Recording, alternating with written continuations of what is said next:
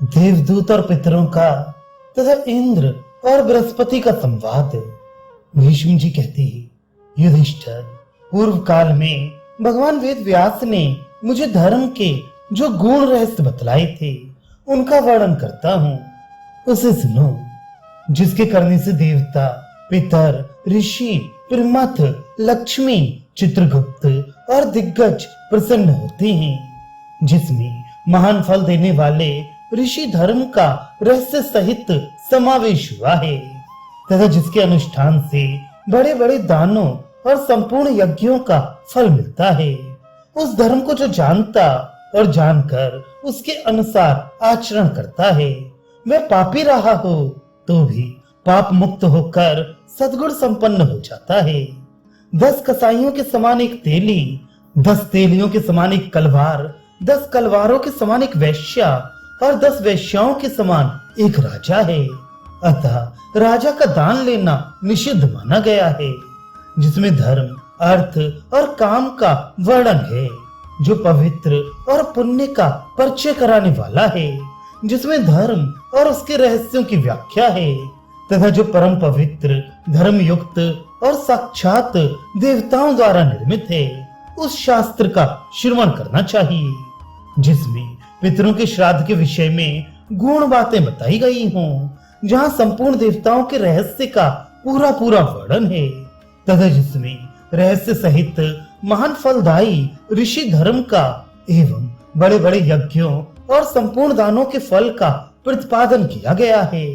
उस शास्त्र को जो लोग सदा पढ़ते हैं, जिन्हें उसका तत्व हृदयंगम होता है तथा जो पढ़कर दूसरों के सामने उसकी व्याख्या करते हैं, वे साक्षात भगवान नारायण के स्वरूप हैं।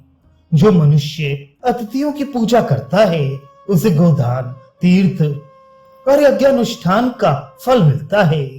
जो श्रद्धा के साथ धर्म शास्त्रों का श्रवण करते हैं तथा जिनका हृदय शुद्ध हो गया है, वे अवश्य ही पुण्य लोकों पर विजय प्राप्त करते हैं। श्रद्धा पूर्वक शास्त्र श्रवण करने वाला मनुष्य अपने पूर्व पापों से छुटकारा पा जाता है।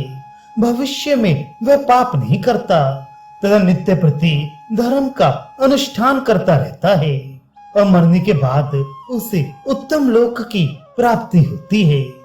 एक समय की बात है, एक देवदूत ने पितरों और देवताओं से प्रश्न किया, क्या कारण है कि श्राद्ध के दिन श्राद्ध करता और श्राद्ध में भोजन करने वाले पुरुष के लिए मैथुन का निषेध किया गया है?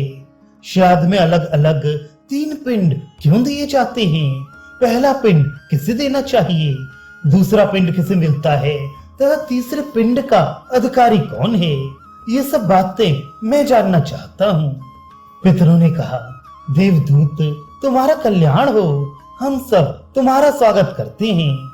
तुमने बहुत गूढ़ प्रश्न पूछा है तो भी हम उसका उत्तर देते हैं। जो पुरुष श्राद्ध का दान देकर अथवा श्राद्ध में भोजन करके स्त्री के साथ समागम करता है, उसके पितर उस दिन से लेकर 1 महीने तक उसी के वीर्य में निवास करते हैं।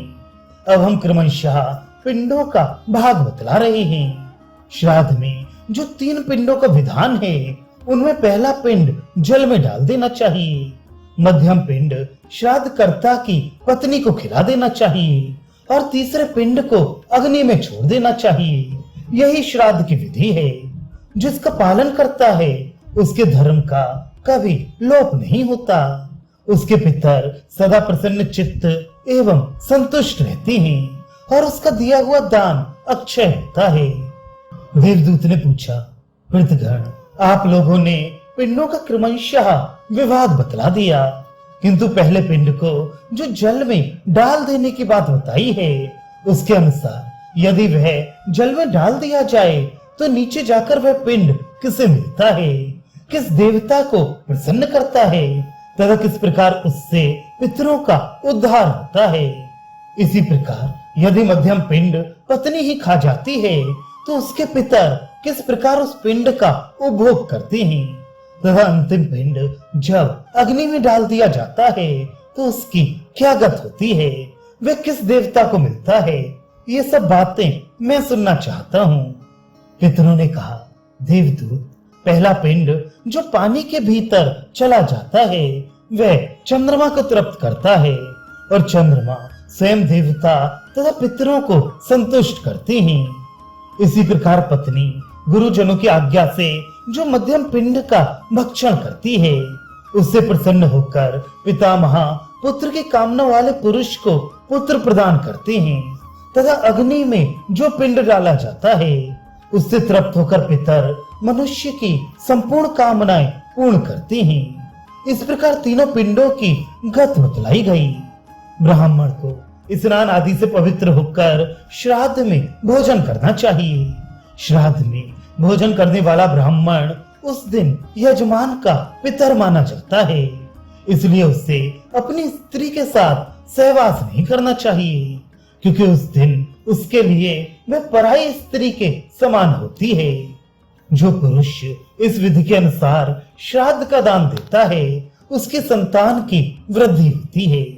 पितरों के इस प्रकार कहने के बाद विद्युत नाम वाले एक तपस्वी महर्षि ने इंद्र से पूछा, देवराज, मनुष्य मोहवश कीट, पिपीलिका अर्थात चींटी, सांप, भेड़, मृग और पक्षी आदि त्रियग योनि के प्राणियों की हिंसा करके जो महान पाप बटोरते हैं उससे छुटकारा पाने के लिए उन्हें कौन सा प्रायश्चित करना चाहिए? उनका यह प्रश्न सुनकर सभी देवता, ऋषि और पितरों ने उनकी भूर भूर प्रशंसा की। इंद्र ने उत्तर दिया, मनुष्य को चाहिए कि कुरुक्षेत्र, गया, गंगा, प्रभास और पुष्कर क्षेत्र का मन ही मन ध्यान करके जल में स्नान करे। ऐसा करने से वह पाप से मुक्त हो जाता है। जो मनुष्य गाय की पीठ का स्पर्श करके उसकी पूंछ को प्रणाम करता है उसे उपर्युक्त तीर्थों में 3 दिन तक उपवास पूर्वक रहने और स्नान करने का फल प्राप्त होता है।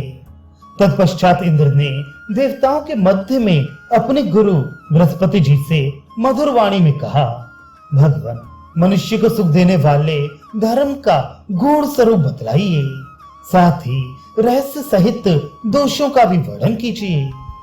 बृहस्पति जी ने कहा, इंद्र, साक्षात ब्रह्मा जी ने सूर्य, पवन, अग्नि और लोकमाता गौओं की सृष्टि की है।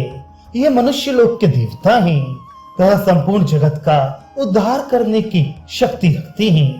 जो स्त्री और पुरुष सूर्य की ओर मुंह करके पेशाब करते हैं वे 86 वर्ष तक दुराचारी और कुल कलंक होकर जीवन व्यतीत करते हैं। जो पवन देवता के साथ द्वेष करते हैं उनकी संतान गर्भ में आकर नष्ट हो जाती है। जो जलती हुई आग में ईंधन नहीं डालते उनका भविष्य अग्निहोत्र के समय अग्निदेव ग्रहण नहीं करते। जिनके बछड़े अभी बहुत छोटे हों ऐसी गौओं का सारा दूध दूहकर जो लोग पी जाते हैं उनके यहाँ दूध पीने वाले बच्चे पैदा नहीं होते। उनकी संतान और कुल का भी नाश हो जाता है।